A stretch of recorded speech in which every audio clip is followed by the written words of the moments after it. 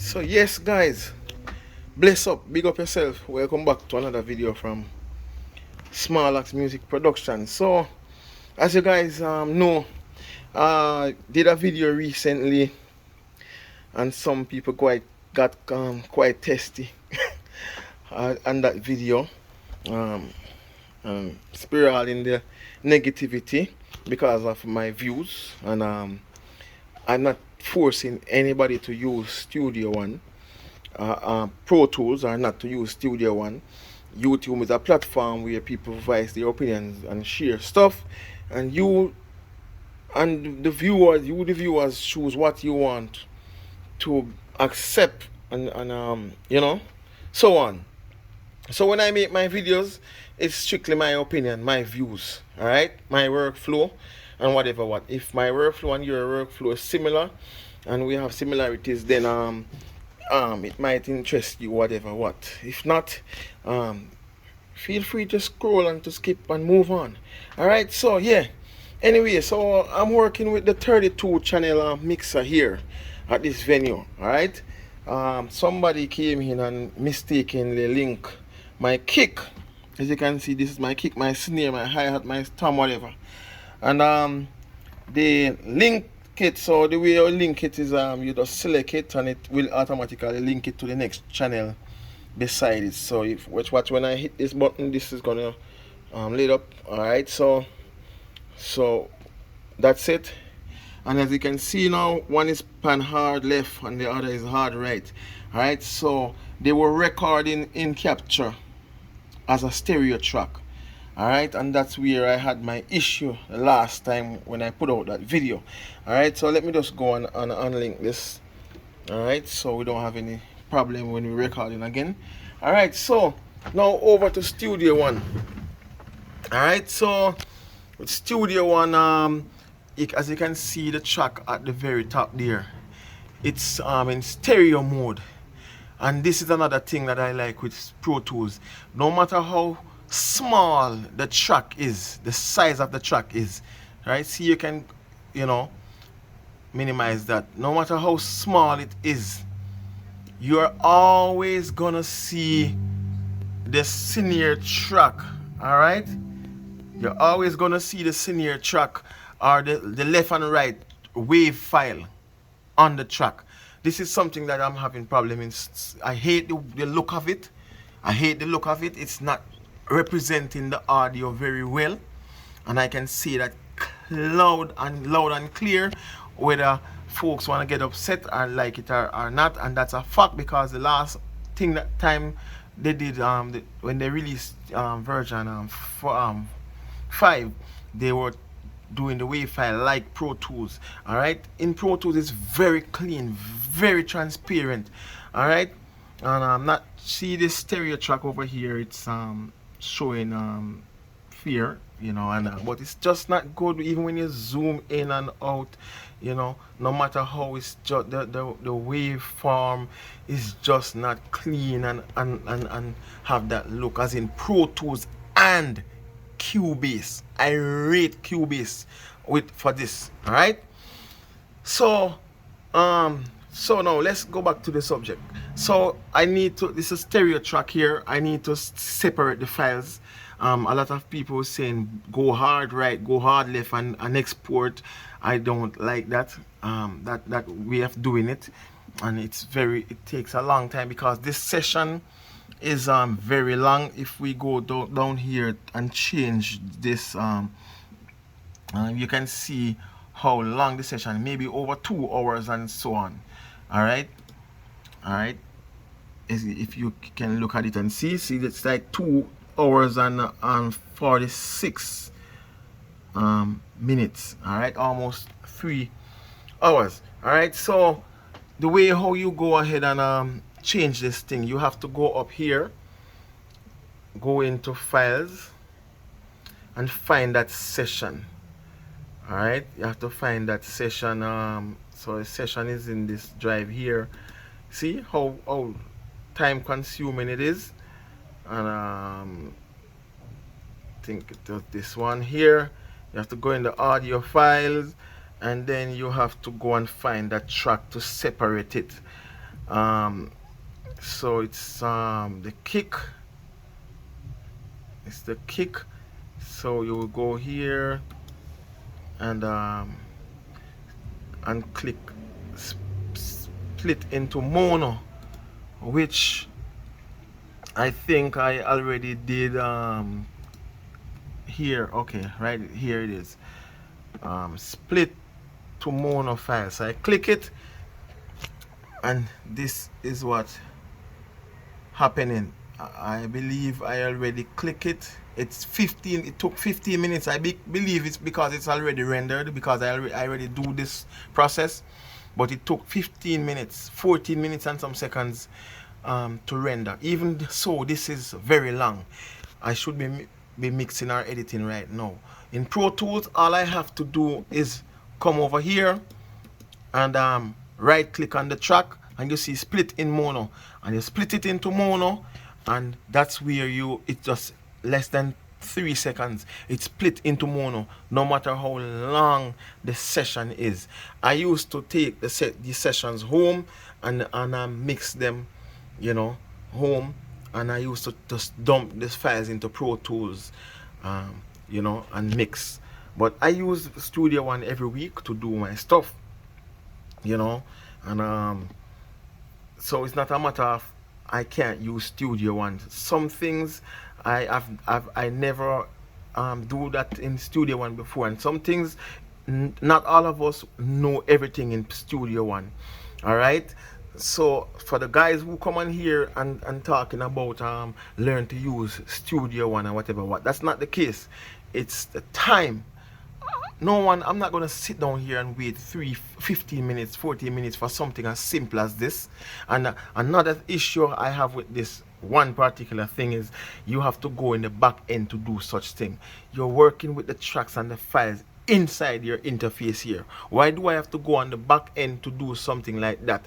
You know, and this is something that's very, you know, I use very often, because sometimes when I record, I'm mixing for people and so on. I have to, they send 2 overhead tracks. Sometimes they send a stereo overhead tracks. Sometimes one of them is a bit hotter than one. I need to treat them separately or do gain staging. I have to split them down into mono and do the gain staging to have a good balance of the overhead, and then I put them back into a stereo track, you know. That Studio One doesn't have that flexibility, you know, to quickly do it and so forth like that. So, you know, it's a big thing for me, for how I work. All right, for me. All right, so I'm not here, I'm just showing you guys. People always ask me, why don't you use Studio One? Because we are using Studio One or whatever, what, you know.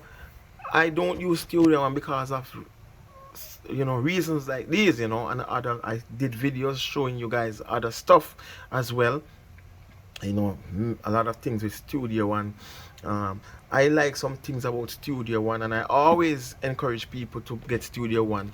All right, so it's not a problem for me to tell anybody about Studio One and so on, right? For Studio One, you know, I know the instruments in it and some little things that you guys do when you're in the creation process, when you're producing your beats and so on. You don't maybe have the instruments like myself, the workstations, and record live music.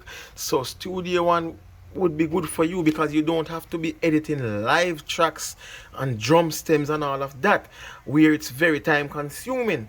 And using Studio One, it takes a long time. So don't tell me about I don't know how to use Studio One. I know how to use Studio One to do the things that I want to do. Maybe some other stuff that you guys do with Studio One, I'm unable to. I don't do those things because of how I work or the criteria, what I'm doing. But Studio One is very time consuming, even with if I use this when I'm editing here.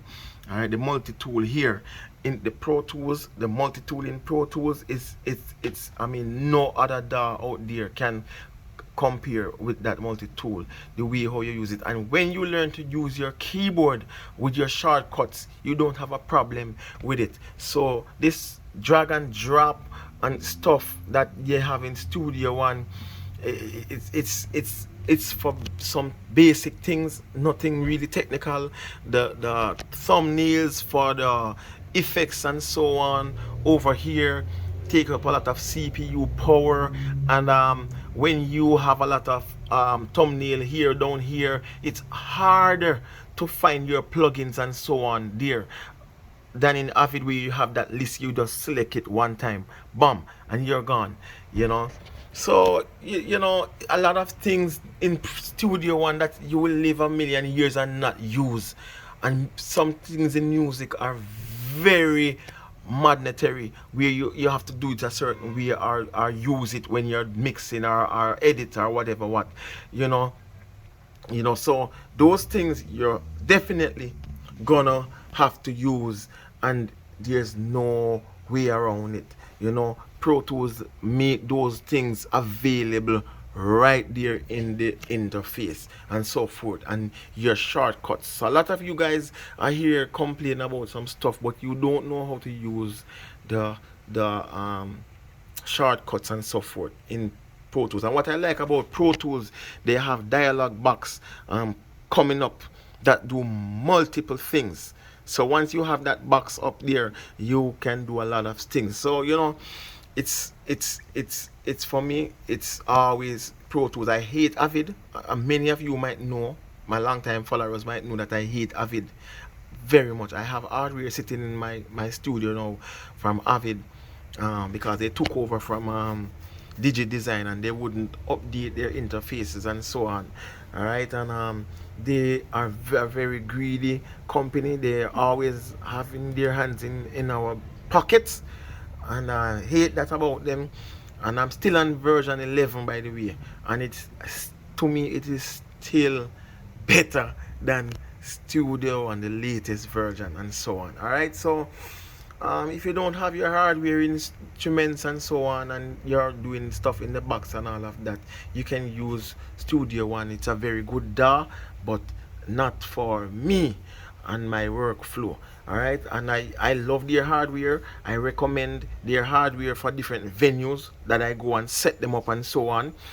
So I support PreSonus. I love the company, but the DAW is just not ready for me. And many of the state-of-art studios still use Pro Tools, because those guys' workflow are similar to mine, where they have to be editing drums, etc., and doing all kind of stuff. Routing, Studio One doesn't teach you how to route. So if you go on hardware and to route and do stuff, like I'm here doing matrix mix and so on and whatever over on the hardware here, and many of you guys wouldn't be able to do that, because Studio One set up and do some stuff for you, so you don't learn to do these things, so it actually limits you, you limit your knowledge and so on. All right, so yeah, when you're mixing, and you can right click and create bus for the selected tracks, those are things that I think the latest Pro Tools have now. It's nice, very nice. Those are thoughtful ideas, and ideas, that things that you are going to use on an everyday go. So I like those ideas and so forth. But when you take something like splitting a track into mono and put it way over in the back end here, and it have to be rendered in Pro Tools, it doesn't render.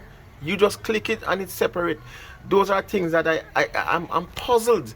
Why would you take something and put it over on the back end like that? It's just not realistic for me, So yeah, those are my thoughts on it. So you guys, I'm not forcing you to use Pro Tools. I recommend Studio One to everybody, unless they're having issues with their workflow and they come, I will tell them then Pro Tools is the way to go. But I always recommend Studio One to people, right? My artists that I work with, if they're recording vocals from home and so forth, I recommend Studio One for them as well. All right, so it's not a hate thing for Studio One, but it's a workflow for me, and my opinion of it not being better than Pro Tools right now. Alright, if it was, I know many of these top guys out there would be using Pro Tools in their studio still. And most of these guys who are doing film scoring and tracking these top people and so forth, it's always Pro Tools. Always Pro Tools. Most, I know guys that use Studio One to create, but they mix in Pro Tools, or they use Fruity Loop, but they go and mix in Pro Tools. Alright? So yeah, that's me again. Alright, so it's my opinion.